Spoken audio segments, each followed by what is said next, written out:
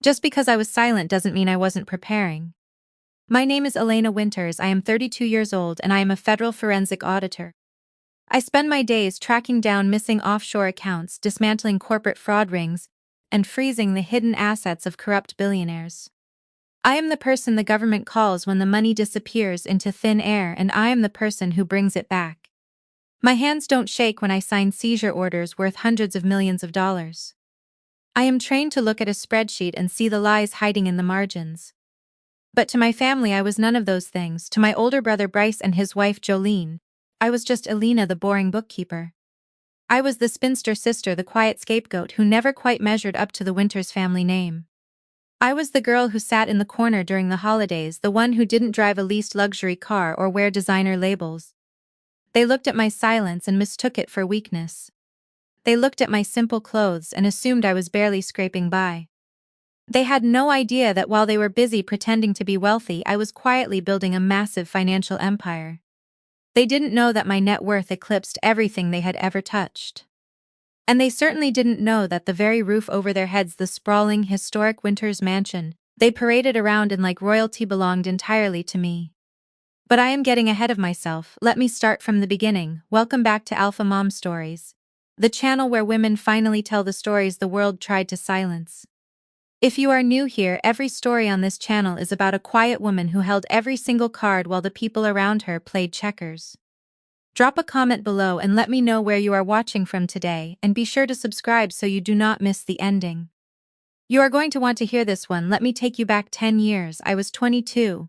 Fresh out of college with a degree in forensic accounting, working 18-hour days at a top-tier financial investigation firm in the city. I was relentless. While my peers were out partying, I was learning the intricate architecture of global finance, studying how money moved through shell companies and blind trusts. I began taking my bonuses and investing them aggressively into specialized tech startups and crisis management firms.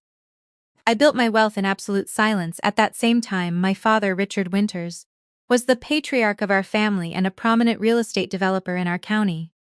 He built his identity on the Winters Mansion, a breathtaking $5 million estate with manicured lawns, a grand oak staircase, and a dining room that could seat 40 people. Bryce, my older brother, was the golden boy. He was being groomed to take over the family business. Bryce drove a Porsche he couldn't afford and married Jolene, a woman who worked as a retail manager at a department store but carried herself as if she owned the entire mall. But my father's empire was a house of cards. His business partner had been quietly skimming funds for years, leaving the company drowning in hidden debt. When the market shifted, the whole thing collapsed. The bank called in the loans, the company went under, and the Winters Mansion, the crown jewel of my father's pride, was put up for foreclosure auction.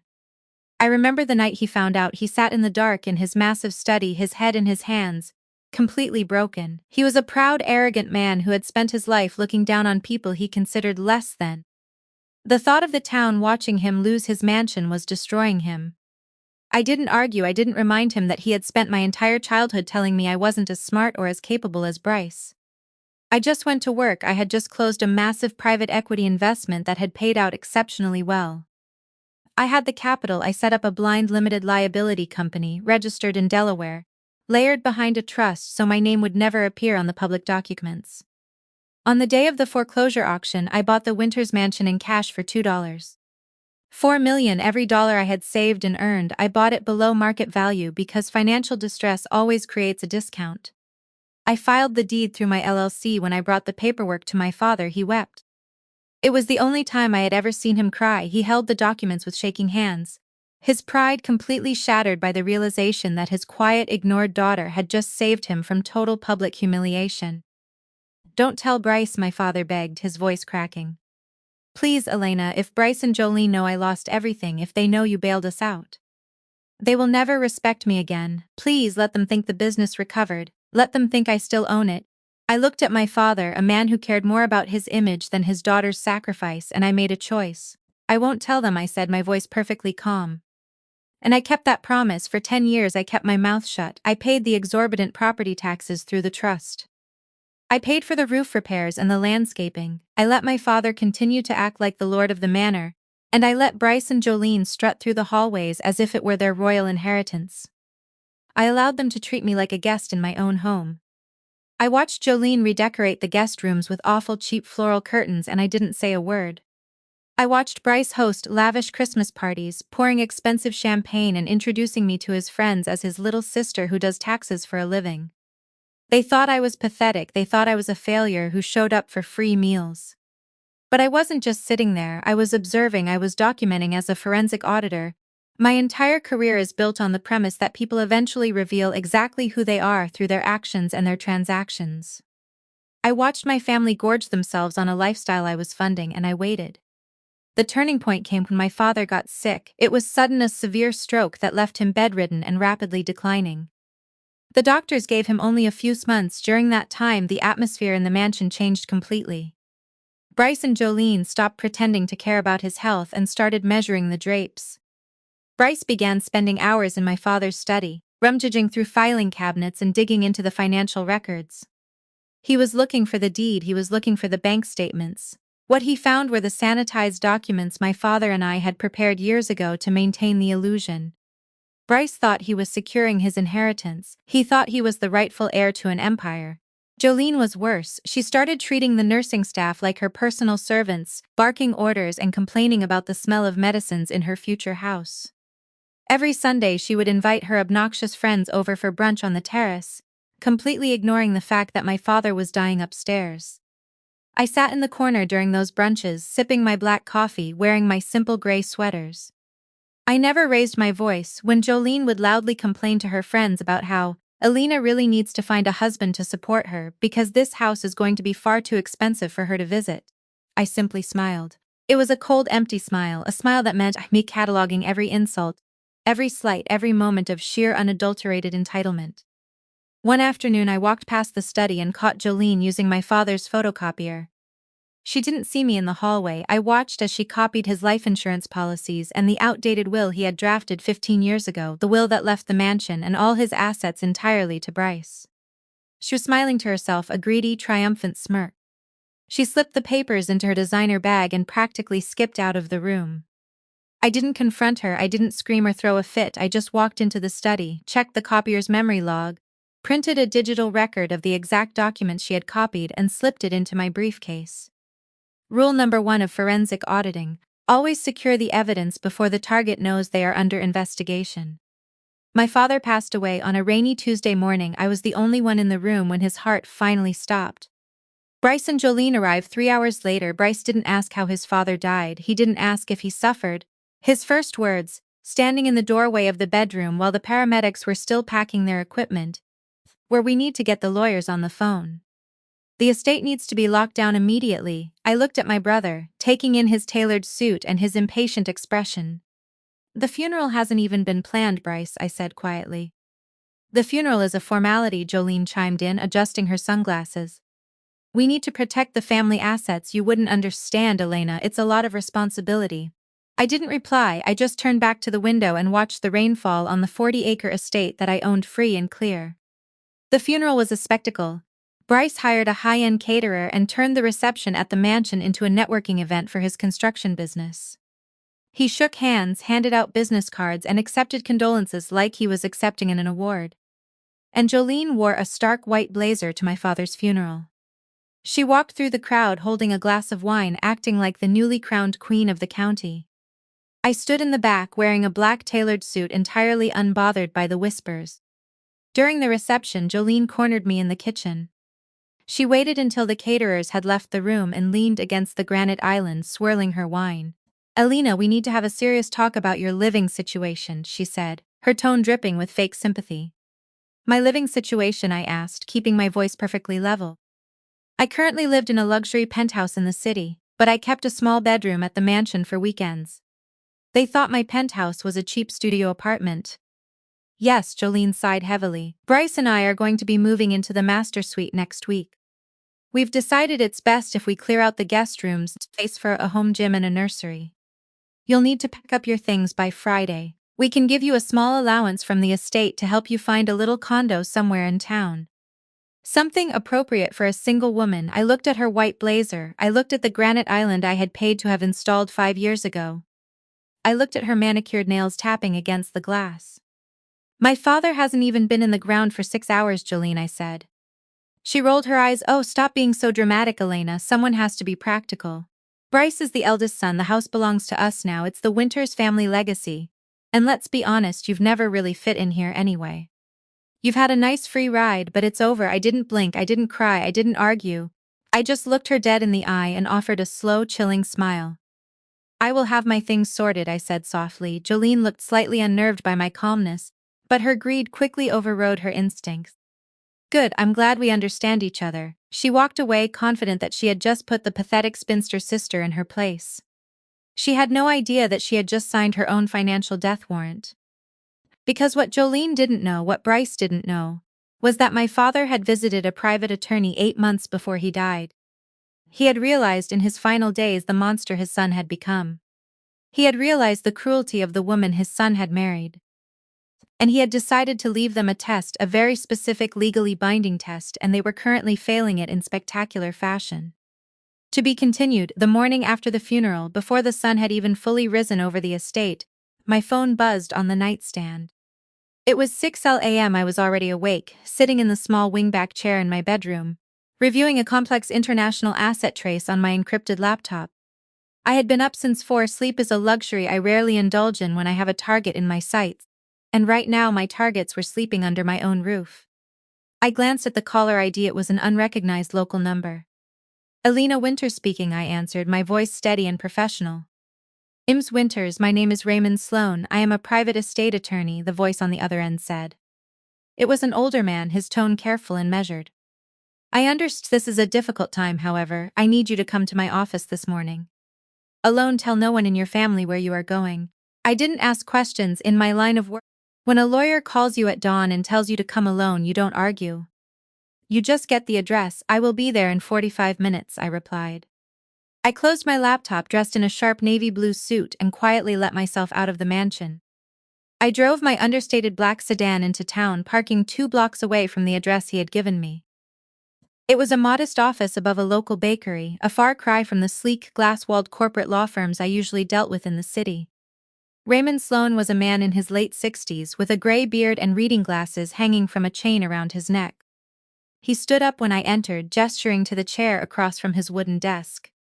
Your father came to see me 8 months ago, Ms. Winters, Sloan began, not wasting any time on pleasantries. He made 4 separate visits. He wanted to make sure everything was handled discreetly. I sat perfectly still, my posture straight. Handled how? Sloan unlocked a desk drawer and pulled out a thick manila envelope. It was sealed with heavy wax, and my father's initials were scrawled across the flap in blue ink. Your father knew that his original will, drafted 15 years ago, was entirely insufficient given the current realities of the estate. He also knew that his son Bryce and his daughter-in-law, Jolene, were likely to become hostile upon his passing. I let out a slow breath. That is an understatement indeed, Sloan nodded, sliding the envelope across the desk. He asked me to prepare a codicil, an amendment to his original will. This codicil contains very specific instructions and a very specific clause. He instructed me to hold on to this envelope and present it only at the official reading of the will, in front of the entire family. I looked at the envelope. I am a forensic auditor. I don't deal in emotions, I deal in fact, ledgers and legally binding documents. But staring at my father's handwriting, I felt a strange pang in my chest. He had known, he had finally seen Bryce and Jush for the vultures they were. He wanted you to be prepared, Sloan continued softly. He told me, and I quote, Elena is the only one in this family with a spine. I just want to make sure I don't break it on my way out. He wanted me to give you a copy of the documents so you would not be blindsided when the time came. I opened the envelope. Inside were copies of the codicil and a sealed letter addressed to me. I unfolded the legal document first, scanning the legal jargon with the practiced eye of a woman who reads federal seizure warrants for breakfast. My eyes landed on the key provision. It was an in terrorem clause, a morality clause.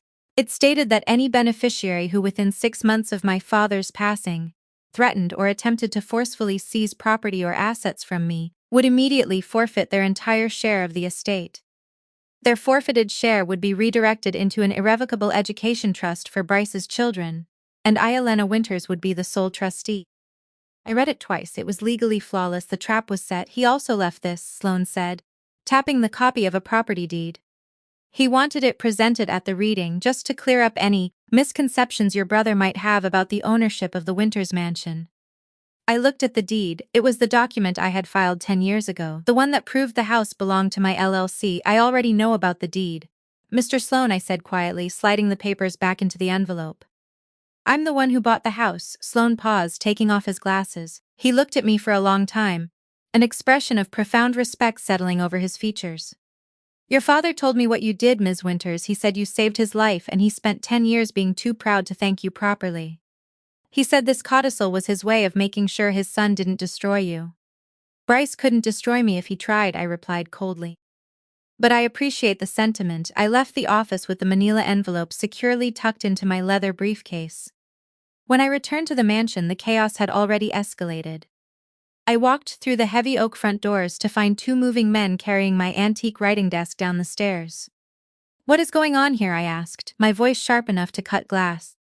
Jolene appeared at the top of the landing, wearing expensive yoga pants and holding a cup of artisanal coffee. She looked down at me with a sickeningly sweet smile. Oh, good morning, Elena. We're just getting a head start, Jolene chirped, descending the stairs. Since you'll be moving out on Friday, Bryce and I decided it would be easier to just move all your things down to the basement for now. It clears up the guest wing so the interior decorators can come in and take measurements. I looked at the movers, put the desk down, I ordered. The men froze. My tone wasn't a request. It was a command honed by years of directing federal agents during corporate raids. Jolene huffed, crossing her arms. Excuse me. I hired these men. Bryce and I are in charge of this estate. Now we are the heirs. You are just a guest who has overstayed her welcome. Put the desk in the basement, boys. I didn't raise my voice. I didn't scream. I just looked at Jolene. The will hasn't been read yet, Jolene, I said, every syllable dripping with ice. You don't own a single piece of furniture in this house. If those men carry that desk down another step, I will call the police and have them arrested for trespassing and attempted theft. And then I will have you arrested for authorizing it. The movers exchanged a nervous glance. They set the desk down on the landing and quickly backed away. Jolene's face turned crimson. You are completely delusional, Elena. You think because you hung around here like a pathetic parasite that you have some sort of claim. Bryce has already spoken to his lawyers. The original will leaves everything to him. You get a few pity thousands, maybe enough to buy a used Honda. Then we will wait for the reading, I said calmly, stepping past her. Until then, touch my things again and you'll find out exactly how delusional I can be. I walked into my bedroom, locked the door and opened my laptop.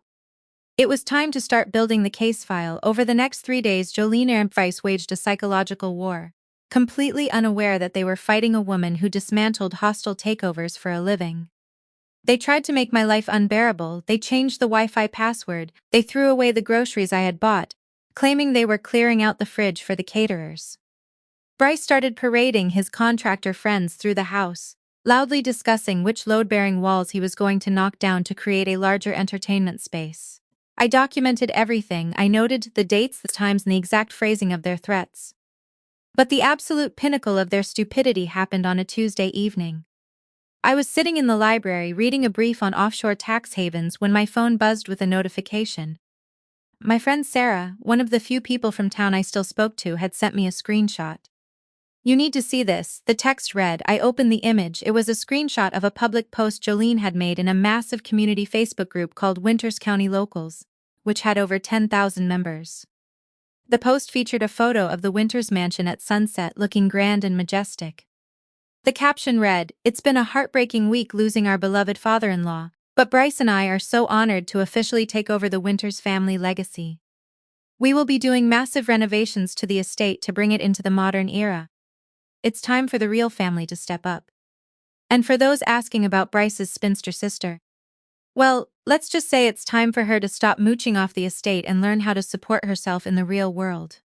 Like and share if you agree that family legacies belong to the children who actually built them. I stared at the screen. The post already had 142 likes, 45 shares, and over 60 comments. So true, Jolene. Bryce worked so hard for that company. One comment read, "I always wondered why Elena still lived at home, so embarrassing." Read another, "Good for you guys for finally kicking out the freeloader." Jolene hadn't just insulted me in private. She had publicly humiliated me in front of the entire county. She had rallied a mob of gossiping housewives and local contractors to cheer for my eviction. She had created a digital footprint of her harassment. I didn't cry, I didn't feel humiliated, I felt a surge of cold, calculated dopamine in forensic auditing. The hardest part of any investigation is proving intent. You have to prove that the fraudster maliciously and intentionally committed the act. Jolene had just handed me a signed, time-stamped, publicly broadcasted confession of intent. I didn't reply to the post, I didn't engage with the comments, I simply opened my specialized archiving software, took high-resolution metadata-stamped captures of the posts, the likes, the shares, and every single comment. I saved it directly to a secure cloud server, backing it up in 3 different locations. Then I printed a hard copy and slipped it into the manila envelope next to my father's codicil. The next morning, the harassment escalated from social media to legal action. I was drinking my coffee at the kitchen island when the doorbell rang. Bryce walked in, followed by a sleek, arrogant-looking man carrying a leather briefcase.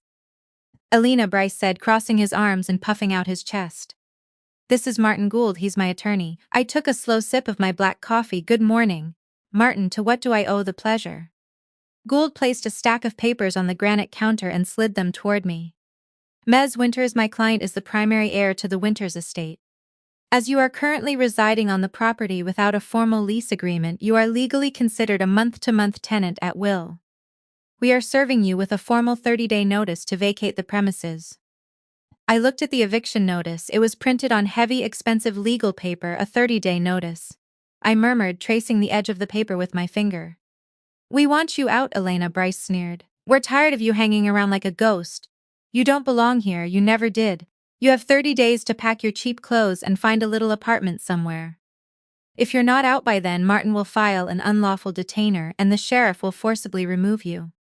I looked at Bryce, my older brother, the golden boy, the man who had spent his entire life taking credit for other people's work, living on credit cards and playing the victim. He looked so proud of himself. He thought he had finally won. He thought he was finally the king of the castle. "Bryce," I said softly, my voice perfectly level, "the official reading of the will is tomorrow afternoon at Mr. Sloane's office. I highly suggest you wait 24 hours before you start threatening me with sheriffs." "The will reading is a formality," Gould interrupted, tapping the counter. "The original document clearly states the estate goes to Bryce. We've already verified it with the previous law firm." "You verified a 15-year-old document, Mr. Gould," I replied, meeting the lawyer's eyes with a gaze so cold he actually took a step back. "As an attorney, I would think you'd be more thorough." Bryce slammed his hand on the counter. "Stop playing games, Elena. You have nothing, you are nothing. Just sign the acknowledgement of the eviction notice and start packing." I looked at the eviction notice again. Then I reached for a pen, signed my name at the bottom in bold, steady strokes and pushed it back across the counter. "There," I said, a faint, chilling smile touching my lips. "I acknowledge receipt. See you at the reading tomorrow." Bryce grabbed the paper, a victorious smirk spreading across his face. He and Gould turned and walked out, confident they had just destroyed me. I picked up my coffee cup, walked over to my briefcase, and added the eviction notice to the file. The trap wasn't just set anymore. Bryce and Jolene had walked right in, locked the door behind themselves, and handed me the key. All I had to do now was turn it. To be continued. That evening, the mansion was quiet. Bryce and Jolene had gone out to a lavish dinner to celebrate their impending victory, leaving me alone in the sprawling 40-acre estate. I sat in the library, surrounded by floor-to-ceiling mahogany bookshelves, nursing a glass of sparkling water. I didn't drink alcohol when I was working a case, and make no mistake, this was the most important case of my life.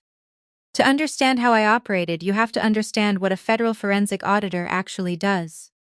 We don't just balance checkbooks, we dismantle entire financial ecosystems. When a billionaire tries to hide a $600 million yacht in a labyrinth of shell companies stationed in the Cayman Islands, I am the one who finds the breadcrumbs. When a corrupt politician tries to funnel campaign funds through a fake charity, I am the one who traces the wire transfers. I spend my life staring at numbers until they confess. I know how to find the hidden leverage in any situation, and I know exactly when to pull the lever. My family thought my silence was submission. They thought my lack of flashy designer clothes meant I was poor. But in my world, real power doesn't scream, it doesn't wear a white blazer to a funeral, and it certainly doesn't brag on Facebook. Real power is a single signature on a federal warrant. Real power is the ability to freeze $600 million with a phone call. And right now, I was preparing to freeze my family out of everything they thought they owned. I stood up and walked down the hallway to my father's study. The room smelled of old leather and the expensive cigars he used to smoke before he got sick. Bryce had spent the last 3 days tearing this room apart, searching for bank statements and investment portfolios. He had left the drawers of the antique desk hanging open and the filing cabinets in disarray. He was so incredibly sloppy. I walked past the mess and moved toward the massive oil painting of the estate that hung behind the desk. I reached behind the heavy frame and pressed a hidden latch. The painting swung open, revealing a wall safe. My father had installed it 20 years ago, and Bryce didn't even know it existed. I punched in the 6-digit code, my birthday, ironically enough, and the heavy metal door clicked open. Inside, resting on the bottom shelf, was a small, beautifully crafted cedar box. My father had taken up woodworking as a hobby during his brief period of humility 10 years ago, right after I saved him from bankruptcy. He had made this box himself. I lifted it out and carried it to the desk. The smell of the cedar was sharp and clean. I unlatched the brass hook and opened the lid. Inside there were 3 items. The first was a photograph. It was a picture of me taken at my college graduation.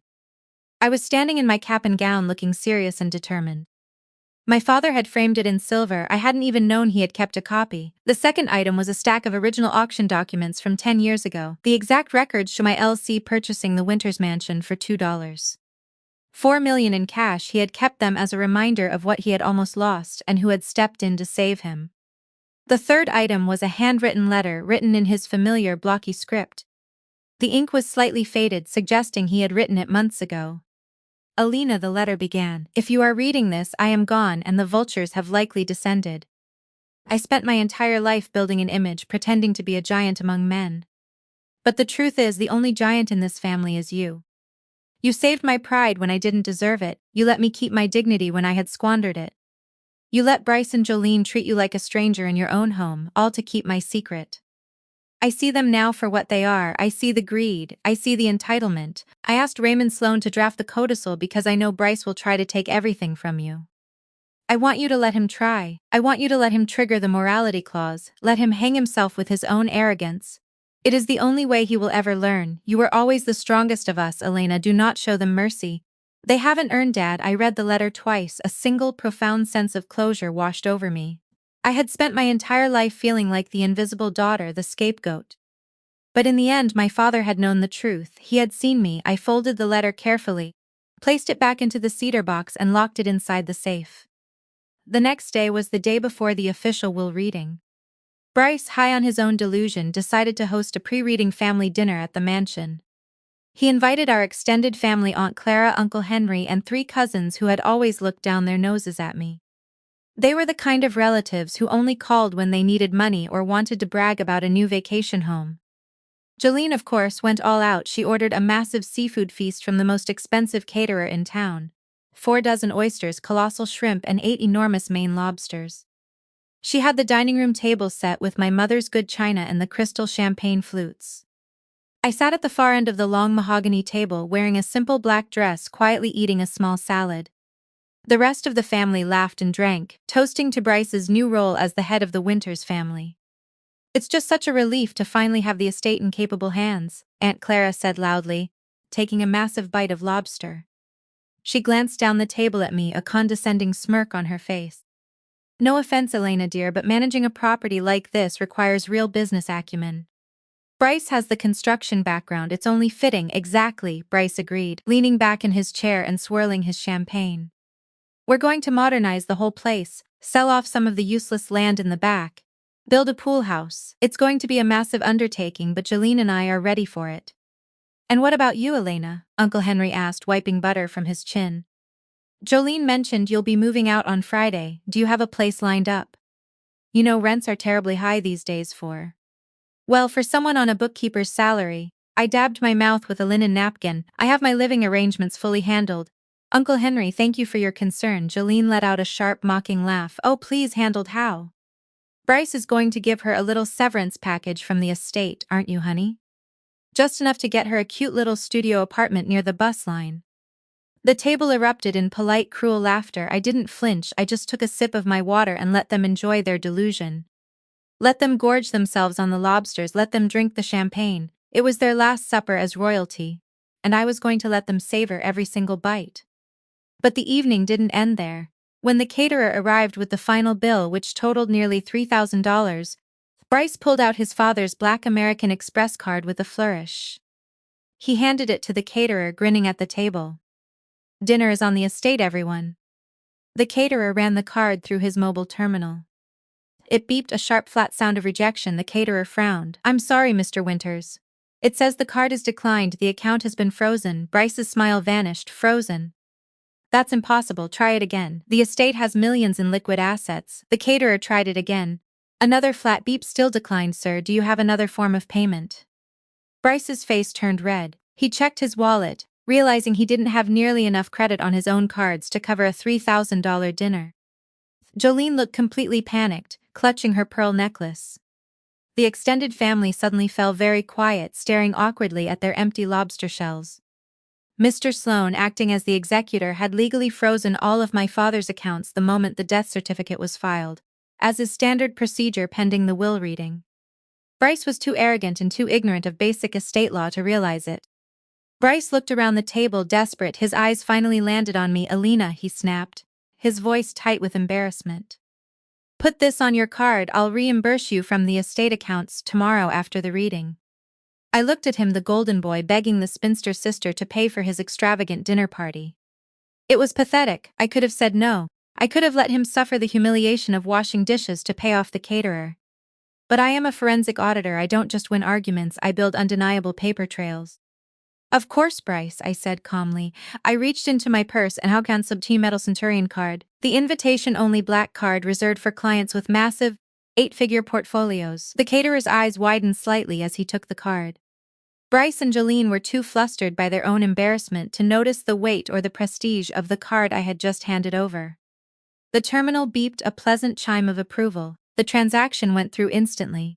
"Would you like a receipt, Ms. Winters?" the caterer asked respectfully. "Yes," I said, my voice carrying clearly across the silent dining room. "I need an itemized receipt. I need to document exactly how much Bryce charged me for his celebration." Bryce scowled. "Don't be dramatic, Elena. You'll get your money back tomorrow." "I know I will," I replied, folding the receipt perfectly in half and sliding it into my purse.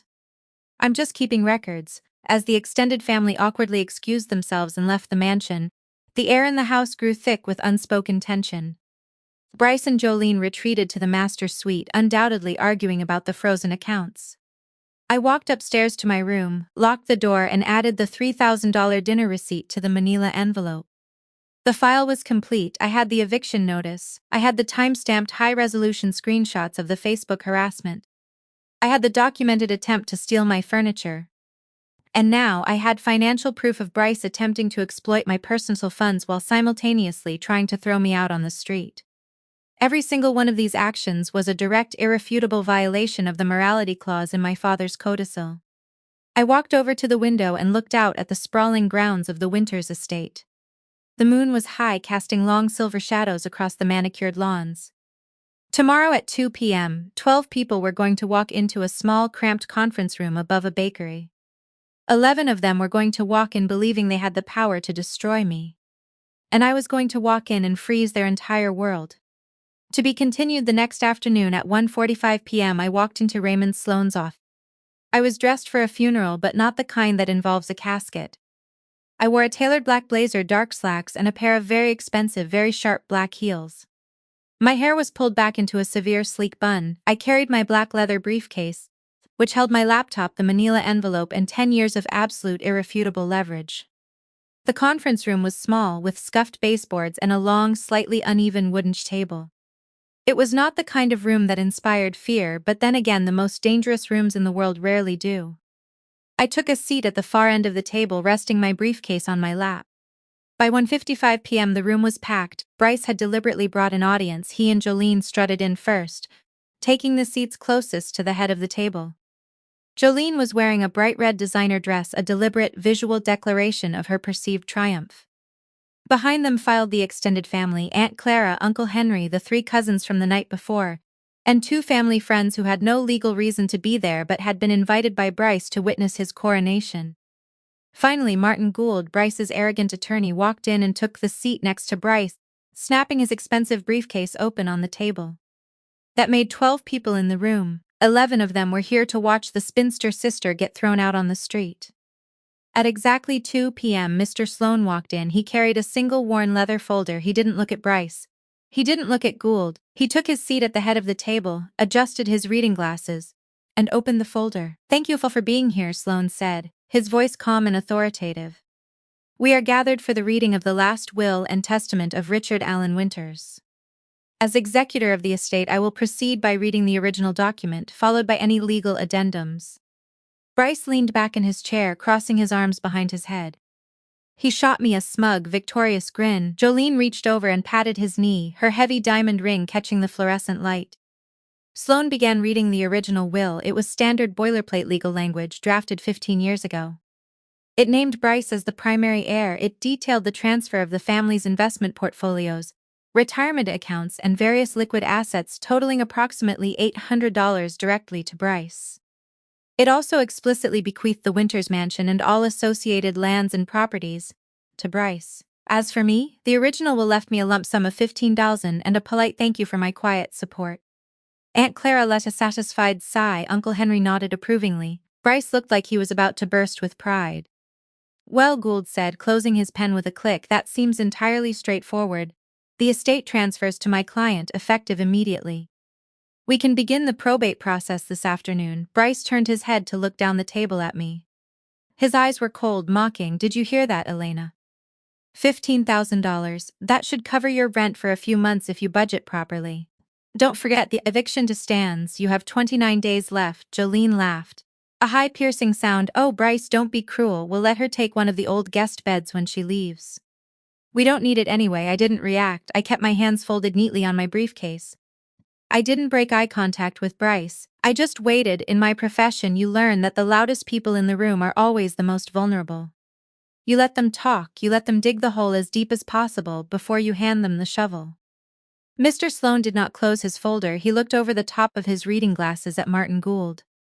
"Mr. Gould," Sloan said softly, "I am not finished." The room went dead silent. Bryce's smile faltered. "What do you mean you're not finished?" Gould asked, his brow furrowing. "That was the entirety of the 2011 will." "Yes, it was," Sloan replied. "However, 8 months prior to his passing, Richard Winters retained my services to draft and execute a legally binding codicil. A formal addendum to his will." Bryce sat forward, his chair squeaking loudly against the floor. "A codicil? What codicil? My father's lawyers never mentioned a codicil." "Your father did not use his corporate lawyers for this," Sloan stated simply. "He used me." The codicil was executed with 2 independent witnesses and a signed affidavit from his primary care physician confirming his absolute mental capacity at the time of signing. Jolene's face lost some of its color. "What does it say?" she demanded, her voice tight. Sloan pulled a heavy stapled document from his folder. He placed it squarely in the center of his desk. "The codicil introduces a highly specific interim provision," Sloan explained, his tone conversational but unyielding. "A morality clause. I will read it verbatim." Sloan cleared his throat. "Any beneficiary who, within 6 months of my passing, engages in the harassment of, issues threats against, or attempts to forcefully seize property, assets, or residence from my daughter, Elena Winters, shall immediately and irrevocably forfeit their entire share of this estate." The silence in the room was absolute. It was the kind of heavy, suffocating silence that follows a bomb dropping, in the split second before the shockwave hits. Sloan continued reading. "Said forfeited share shall be entirely redirected into an irrevocable education and trust fund established for my grandchildren, the minor children of Bryce Winters. Elena Winters shall be named as the sole autonomous trustee of this fund, with full discretionary power over its distribution until the beneficiaries reach the age of 30. I watched Bryce's face. The transition from supreme arrogance to total, uncomprehending horror was beautiful. His jaw went slack, the blood drained from his cheeks. "What?" Bryce choked out, staring at Sloan. That's not a real clause. You can't do that." "It is perfectly legal in this state, Mr. Winters," Gould said quietly, his professional facade cracking as he realized the magnitude of the disaster his client was in. Jolene shot out of her chair, her hands slamming onto the table. The red dress suddenly looked less like a victory gown and more like a massive, glaring target. "This is insane," she shrieked, her voice echoing off the small walls. "She manipulated him. Elena forced him to write this when he was sick. She's trying to steal our money." "Mrs. Winters, please sit down," Sloan said, completely unfazed by her outburst. "The medical affidavit proves he was of sound mind. There was no undue influence. We will fight this." Jolene screamed, pointing a manicured finger at me. We'll take it to court, we haven't harassed her. We haven't done anything to trigger that clause. That was my cue. I unlocked my briefcase. The sharp click of the brass latches sounded like a gunshot in the quiet room. I pulled out the manila envelope, unspooled the string tie, and placed a stack of documents on the table. I didn't raise my voice, I didn't need to. I spoke with the icy, terrifying calm of a federal auditor laying out a criminal indictment. Document 1, I said, sliding a heavy piece of paper down the table toward Martin Gould. A formal 30-day eviction notice, signed and served by Mr. Gould on behalf of his client yesterday morning, a direct attempt to forcefully seize my residence. Gould stared at the paper as if it were radioactive. He knew instantly that he had just handed me the legal trigger on a silver platter. Document 2, I continued, sliding a thick packet of printed screenshots toward Bryce. Timestamp metadata verified captures of a public Facebook post authored by Jolene Winters. The post explicitly refers to me as a spinster sister and a freeloader and publicly incites the community to support my removal from the property. A direct documented instance of public harassment. Jolene stared at the screenshots, her mouth opening and closing silently like a fish suffocating on dry land. The 142 likes and 60 comments she had been so proud of yesterday were now the exact evidence used to strip her of nearly $1 million. Document 3, I said, sliding one final slip of paper down the table. An itemized receipt from last night's catered dinner. Bryce Winters attempted to charge $3,000 to a frozen estate account and, upon failing, coerced me into paying the debt under the threat of public humiliation. Financial exploitation. I leaned back in my chair and folded my hands. I looked at the 12 people in the room. Aunt Clara was staring at the table in horror. Uncle Henry looked like he was trying to shrink into his chair. The cousins wouldn't meet my eyes. The clause hasn't just been triggered, Bryce, I said softly, the words hanging in the air like frost. It has been obliterated. You handed me the evidence on a silver platter. This is a setup. Jolene screamed, tears of pure rage spilling over her mascara. You set us up, you tricked us.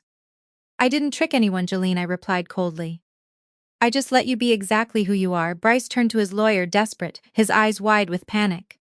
Martin, do something, file an injunction, contest the codicil, we can beat this. It's just $800,000 in investments. We still get the house, the original will gives me the mansion, we can sell the house and fight her in court. Gould looked at his client, then looked up at Mr.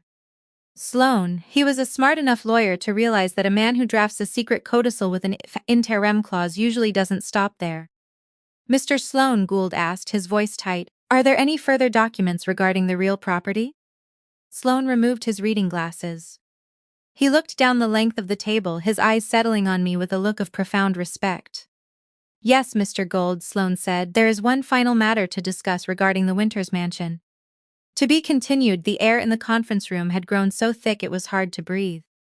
The complete forfeiture of the $800,000 investment portfolio had already broken Bryce and Jolene. They were reeling, their financial safety net ripped out from under them in a matter of minutes.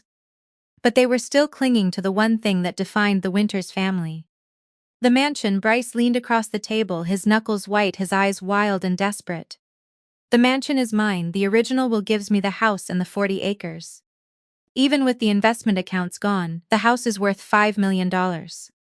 You can't take the house from me, Elena, you can't. Mr. Sloan did not flinch. He reached back into his worn leather folder and pulled out a single, heavily notarized document with a county recording stamp on the top right corner. It was not a will, it was not a codicil, it was a property deed. Sloan laid the deed flat on the table, smoothing the edges with his hand. Mr. Winters, Sloan said, his voice dropping an octave, carrying the weight of a judge delivering a final sentence.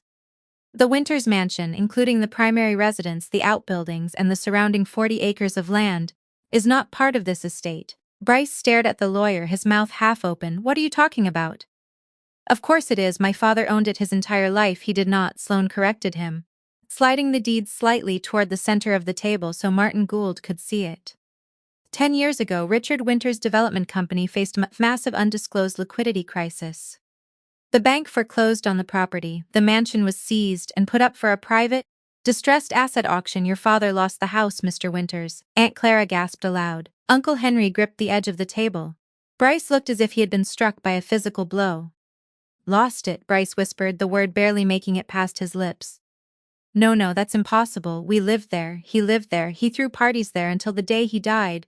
He never said a word, he didn't say a word because he was too proud to admit his failure. I interjected, my voice cutting through the heavy silence. I stood up slowly from my chair, picking up the deed and turning it so it faced Bryce. He didn't want his precious golden boy to know that the Winters empire was a mirage. He didn't want you to know that he was bankrupt. Jolene was shaking her head frantically. No, if he lost the house, who bought it? Who let us live there for 10 years?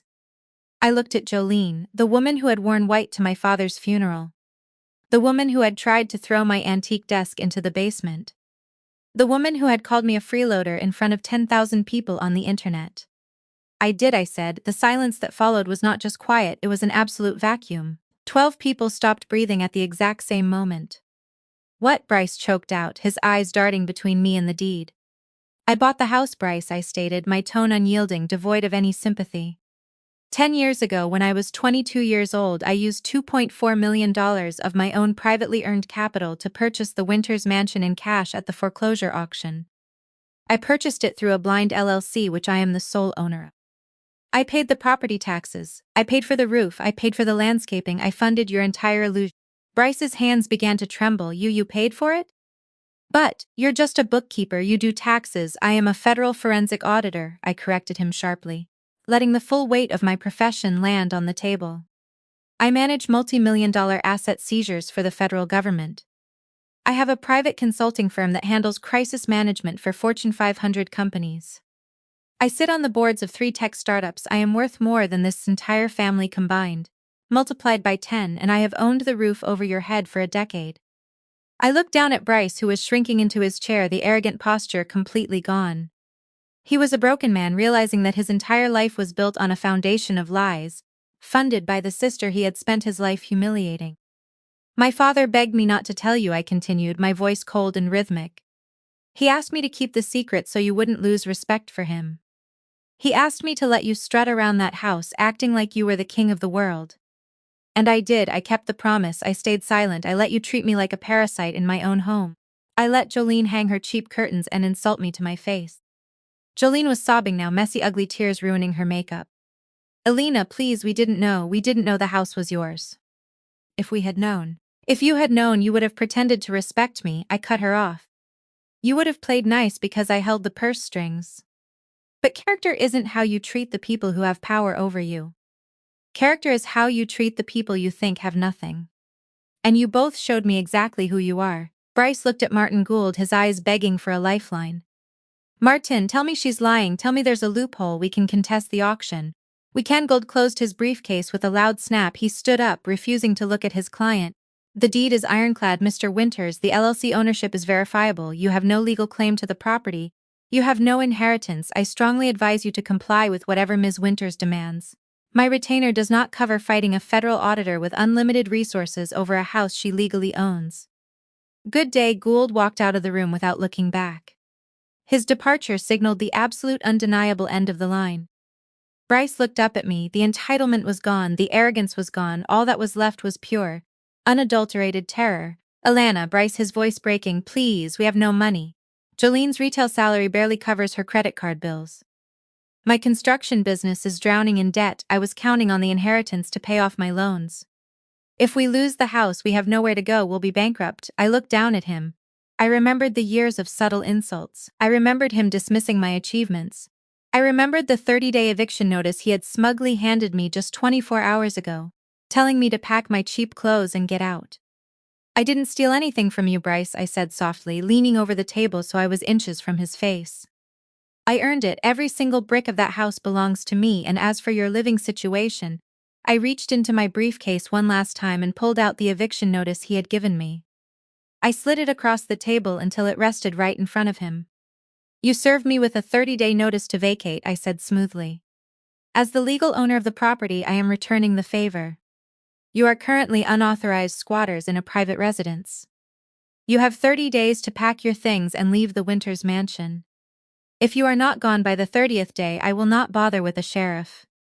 I will send my private security team to physically remove you and throw your belongings onto the highway. Bryce stared at the paper. He looked like a man who had just watched his own execution broadcast on live television. You're throwing your own brother out on the street? Aunt Clara whispered from the end of the table, her voice trembling. I turned my sharp gaze to her. I am evicting a tenant who attempted to steal my inheritance and publicly humiliated me. If you feel so strongly about family, Clara, you are more than welcome to let Bryce and Jolene move into your guest room. I'm sure Jolene will love redecorating your house. Aunt Clara immediately looked down, studying her cuticles in silence. None of them wanted Bryce and Jolene, they only wanted the illusion of wealth that came with them. I picked up my briefcase, the click of the locks echoing loudly in the quiet room. I didn't wait for apologies, I didn't wait for tears, I had delivered the ultimate devastating blow, and there was nothing left to say. I turned on my heel and walked toward the door. Elena, please. Bryce cried out behind me, a broken sob. Just wait, we can talk about this. I'm your brother. I didn't stop. I didn't hesitate, I didn't even turn my head. I pushed the heavy wooden door open, stepped out into the hallway, and walked away. The sound of my heels clicking against the hardwood floor was the only sound left in my wake. I walked out of that building, out into the bright afternoon sun, and took a deep breath of fresh air.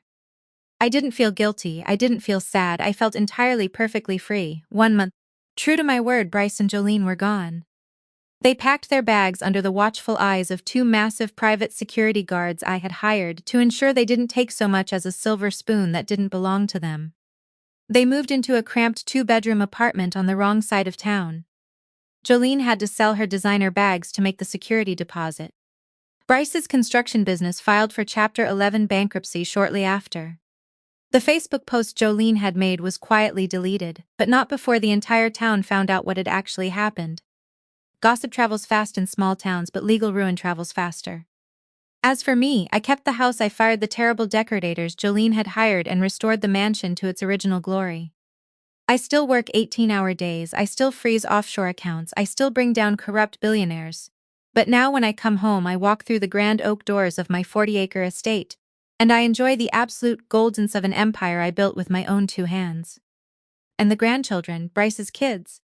Their education trusts are fully funded and growing at an aggressive 8% annual yield. When they turn 18, their college tuition will be paid in full. When they turn 25, they will have a down payment for a home. I made sure my father's legacy protected the innocent even while it destroyed the guilty.